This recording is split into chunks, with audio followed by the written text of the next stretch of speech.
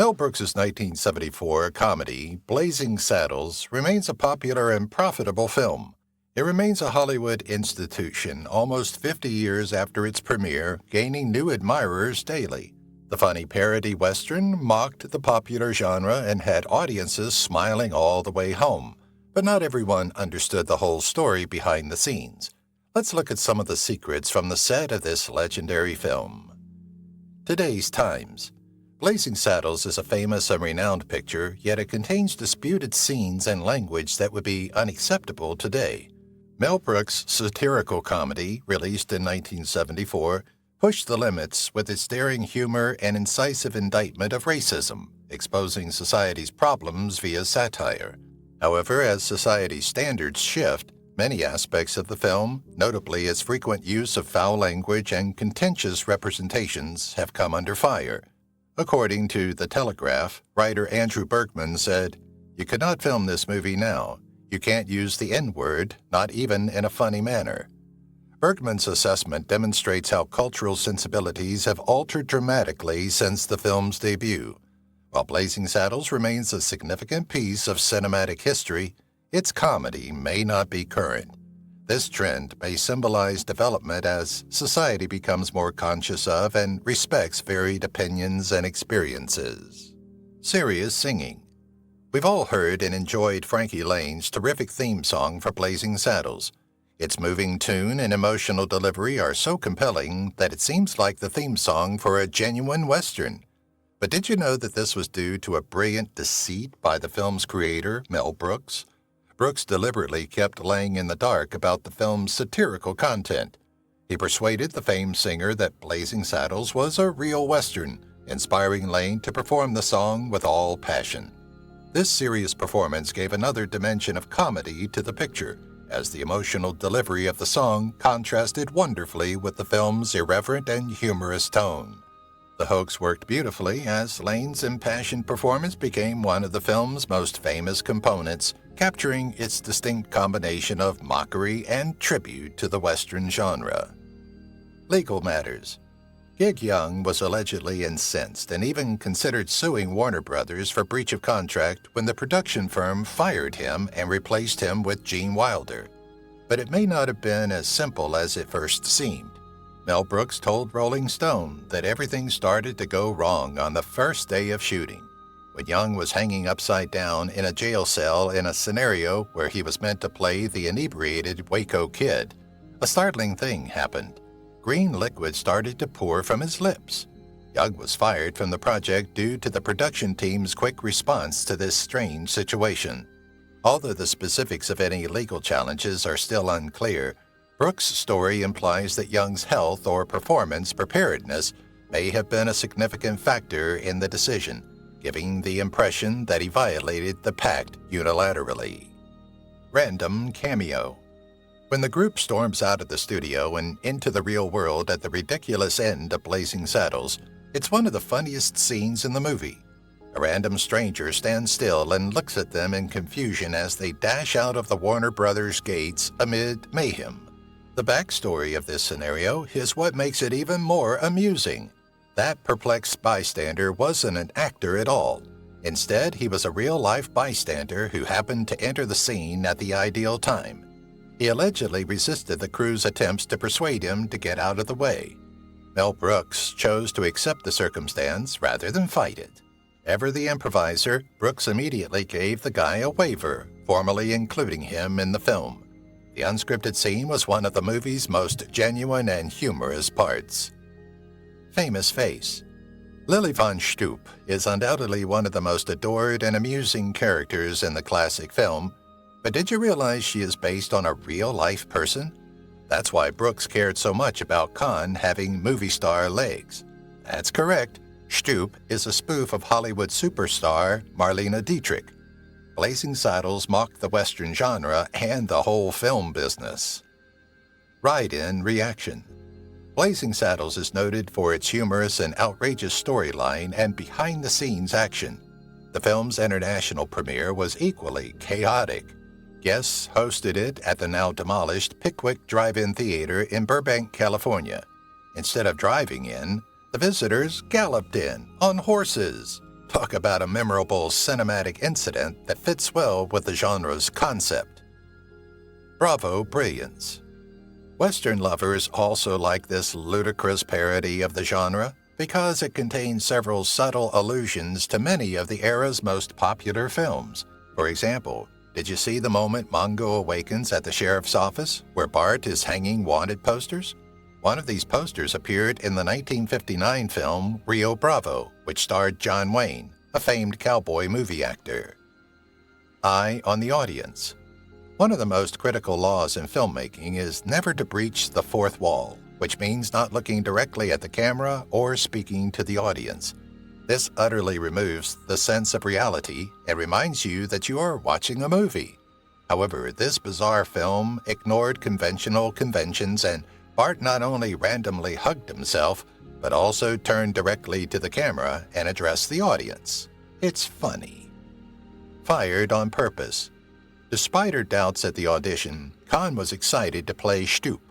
Lucille Ball accused her of intentionally delivering a poor performance in her last film, Mame, to get fired. After being dismissed, she immediately began working on Blazing Saddles. She earned pay for both movies because she was denied rather than resigned. Prior engagement. Even though Mel Brooks seemed unafraid to make his film as controversial as he desired, he did not have complete control over all production choices. Brooks intended to cast Richard Pryor as Bart, but did not get his way. He wanted him for the role, but no one would fund him because he was too controversial. Instead, he cast Cleavon Little and recruited Pryor to assist in writing the film's screenplay. Living legacy. Although it was released over 50 years ago, Blazing Saddles remains one of the most adored and popular films ever. Even now, it appears on many popular best of lists. It ranked 6th in AFI's 100 Years, 100 Laughs list, which is impressive for a film that nearly wasn't released. Deleted scene.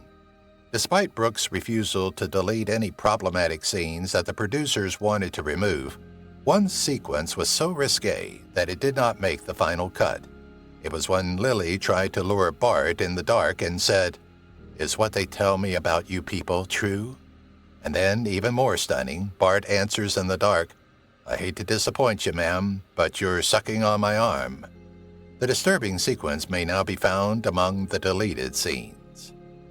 Laugh or cry. Although the film addressed serious issues, it was nonetheless quite humorous. Although this may be complex, it has an even more significant effect when done well. According to the Washington Examiner, Gene Wilder, one of the movie's actors, said, "They've smashed racism in the face, but they're doing it while you laugh." Combining serious themes with comedy might be the most efficient method of conveying a message. We the People. When the film was finished, Mel Brooks realized he had made a hilarious and fantastic comedy. However, the execs at Warner Brothers disagreed. At the initial screening, it received practically no laughs, prompting them to consider whether to distribute it. But Brooks knew what to do. He hosted another screening, this time for average folks or WB workers. The staff laughed hysterically, and the film was approved. Farting fun. Farting and flatulence jokes are relatively common nowadays. In the 1970s, the publication of Blazing Saddles was considered unusual and disturbing. So the famed farting scene at the campground was one of the first film sequences to include the sound of farts.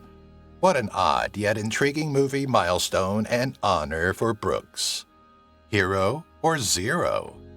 Even though Mel Brooks is regarded as a national gem and film industry icon, Madeline Kahn showed that he had engaged in questionable behavior. According to her, when she auditioned for the part of Lily, he urged her to lift her skirt and show him her legs.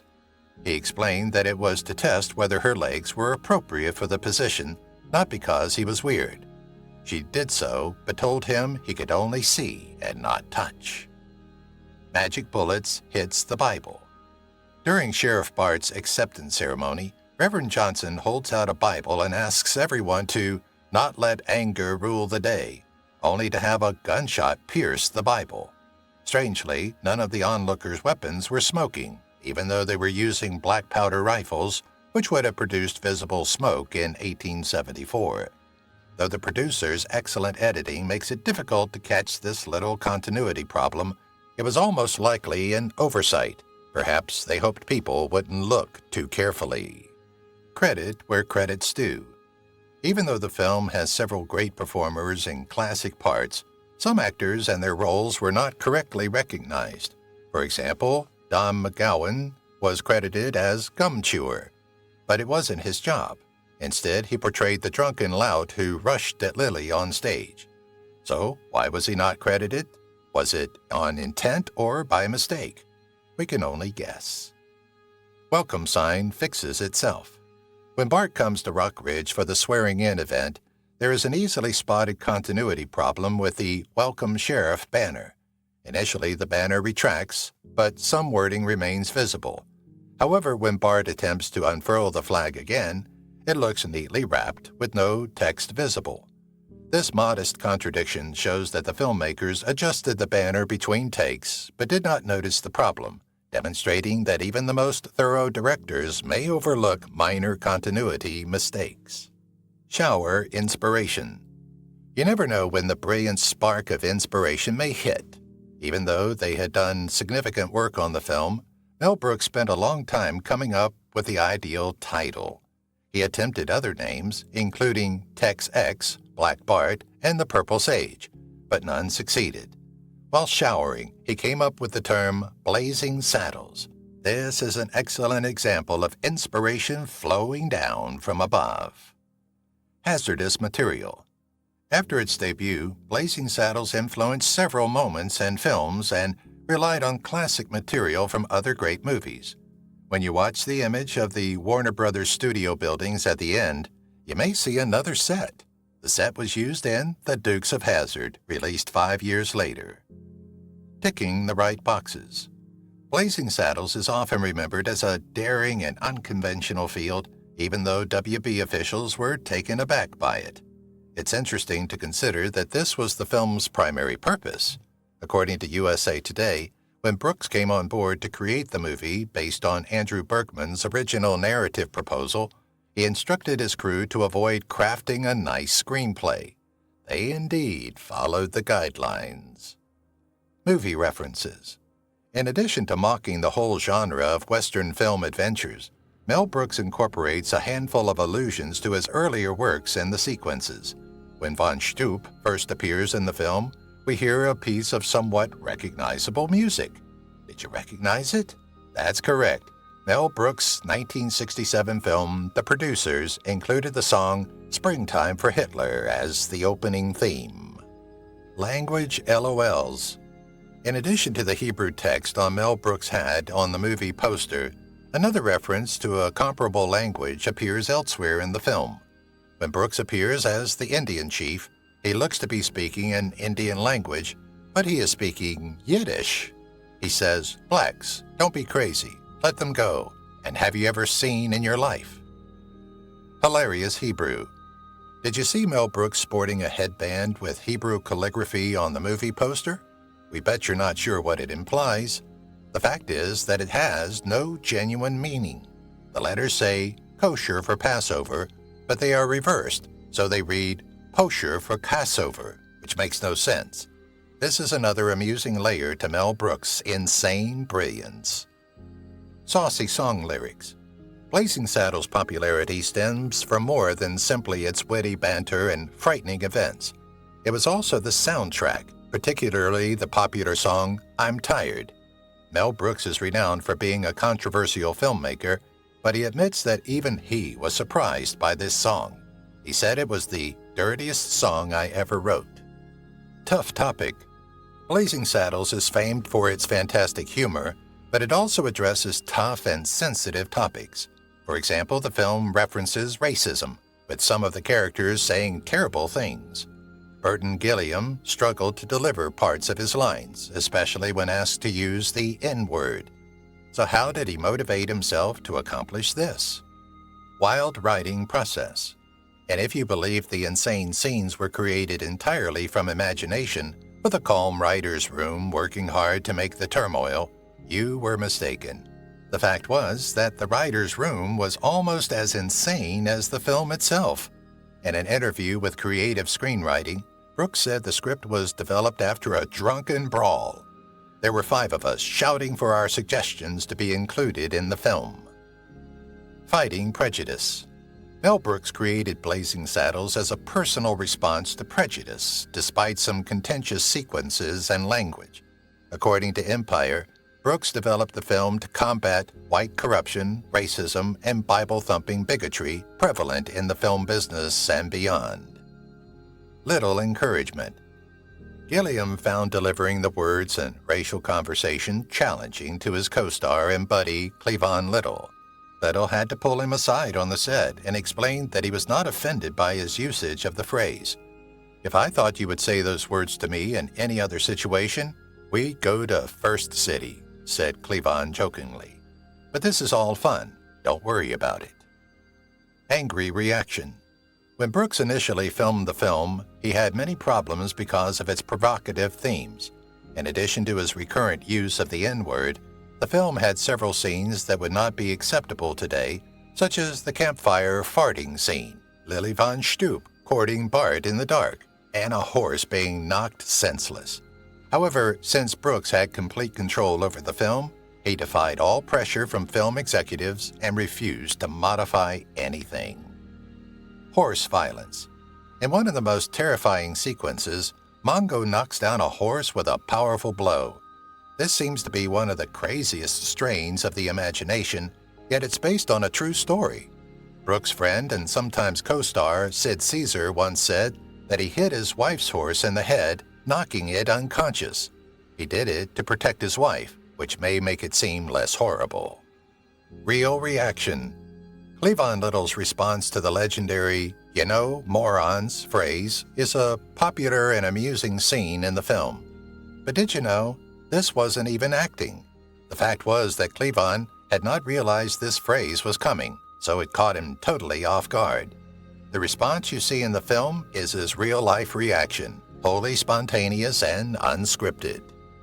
Delicious treats. Everyone likes chocolate-covered raisins, but someone may have gotten their fill of the delectable delicacy since Mel Brooks has an endless supply. In an interview with Playboy magazine, he said that after mentioning the candy brand in the film, they continued to bring him goodies. "You mentioned raisinets in Blazing Saddles, and now the company sends me a gross of them monthly. A gross of raisinets." Real reason. Nowadays, when we view the controversial and funny farting sequence, it seems to be simply another flatulent, gross-out movie joke inserted for comedy effect. But in reality, Mel Brooks meant this to be a genuine criticism of actual Western films, mocking the fact that cowboys always appeared to sip coffee and eat beans. A diet like this must have resulted in some gassy gunslingers. Word worries. Of course, the most contentious aspect of the film is the usage of the N-word, which is much more forbidden now than it was in the 1970s. Brooks said that the black cast members were not upset by the phrase, and that most complaints came from white individuals. However, he said that if he recreated the picture today, he would have to remove all occurrences of the problematic term. Director dropout. Dom DeLuise, who plays the film director in The French Mistake, is a fan favorite of the program. But did you know he wasn't the initial first pick for the role? That's correct. DeLuise claimed that the role was initially intended for popular comedy performer Peter Sellers, but they picked DeLuise instead after a 4-hour audition. Today, we can't fathom anybody other than him performing the role. Surprise hit. Blazing Saddles was not expected to be a significant success due to its contentious character or lack of laughter during the initial viewing. Even though they agreed to release it, they did so in February, one of the least popular months for movies. Blazing Saddles was one of the few films to top the box office despite being released in February. It retained the record for 44 years until Black Panther's release in 2018. Boorish Boris. The executioner is a notable and amusing character in Blazing Saddles. But have you ever wondered where the concept for the name came from? He was called the Boris Karloff's character Mord from the 1939 classic The Tower of London. Mord was a royal assassin hired to eliminate any of Richard III's opponents and maintain him on the throne. Modern moments. While the film mostly pays tribute to classic westerns, it also references current pop culture staples infrequently, or at least what was deemed contemporary in the 1970s. For example, when Bart cites the orange roof on Howard Johnson's outhouse, he's subtly referencing the contemporary restaurant chain, which has a distinctive orange roof on each building. Secret scenes. Even though Brooks refused to remove any sequences, he went about it slyly. It was entirely his decision whether to eliminate or keep pieces, but he still got a lot of feedback from WB executives. So the fact was that Brooks lied to the WB, telling them he was going to cut out some of the problematic moments, but then he kept them in. Perfect person. That isn't the only startling aspect of Frankie Lane's dulcet tones being used in the famous film. The fact is that when Brooks was looking for a performer for the theme song, he advertised for someone with a Frankie Lane-type voice. He hoped for a Frankie Lane impersonator to sing the song, but 2 days later, Frankie Lane himself showed up. High Noon. The film pays homage to and mocks the Hollywood Western genre, but also references 1952's High Noon. High Noon's theme inspires a ballad sung throughout the movie, Do Not Forsake Me. Did you notice it? Star power. While fans and critics alike loved the film and considered it a great triumph, one of Hollywood's stalwart was not so pleased with Mel Brooks' creation. Renowned movie star Hedy Lamarr, who objected to one of the characters being called Hedley Lamarr and even sued Brooks for breaching her privacy. They eventually settled out of court for an undisclosed sum, and Brooks said he was flattered she even watched the movie. Frankie's territory. Not only was High Noon's theme, Do Not Forsake Me, sung throughout the movie, but the original song from High Noon was sung in the film by Tex Ritter. But someone else later recorded another popular version of the song released for radio. Can you guess who it was? That's right, it was none other than Frankie Lane, who went on to sing the title song for Blazing Saddles. There are more High Noon connections than you probably realized. Best buds. During their time on set, Gene Wilder and Cleavon Little, two of the film's stars, became close friends, and Wilder even advised Little on how to act in front of the camera, as Little was a Broadway actor who was more used to performing on stage than in front of a camera. In addition to earning a place in the hearts of audiences nationwide, the film also had a heartwarming effect. Secret homage. The movie Blazing Saddles artistically and respectfully pays homage to the Western genre. The opening scene, with the train, railroad, and workers, is nearly identical to the closing credits of the classic 1968 film Once Upon a Time in the West. Gunpoint power. Brooks revealed that as a child, he stole a water gun from a store and then used it to defend himself against the store worker who was attempting to stop him. The scene in which Cleavon Little puts his gun against his head to defuse the situation is based on an actual memory from his own life. Drunken antics. It's hard to imagine anyone other than Gene Wilder as the iconic Waco Kid nowadays, but did you know that Gig Young initially played the role? Young was having trouble with alcoholism at the time, and he kept showing up to scenes drunk. Not only that, but he collapsed and vomited on set. As a result of these problems, they had to bring in Gene Wilder to replace him, which Young was not pleased about. Son of a gun.